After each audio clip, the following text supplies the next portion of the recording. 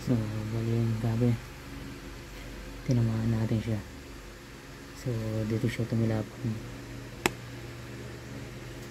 Ayan, another good bit pest control natin. Ayan, isang gabi ko pa ito inaabangan mailap. So ayan, natali natin. May isa pa yan, dalawa sila. So inaabangan natin yan. So bali nagpapain lang tayo ng mga tirang tuyo. Bali dyan nakalagay yan sa may plastic. So yan, pinabalik-balikan niya na dali natin.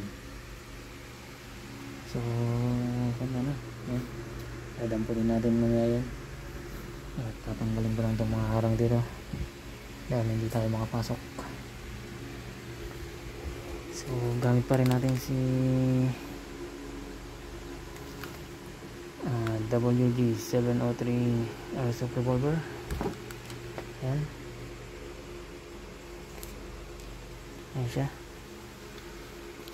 At ang gamit nating bottle tank na Taiwan regulator.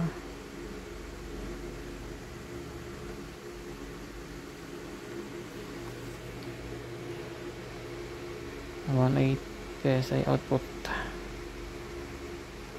Yan, may karga pa siya na mga 2.4. So okay, so bali naka off na yan. Okay, nakasabit sa leg natin. So okay mga kabe, at dadamputin lang natin yan para mapakain sa mga pusa.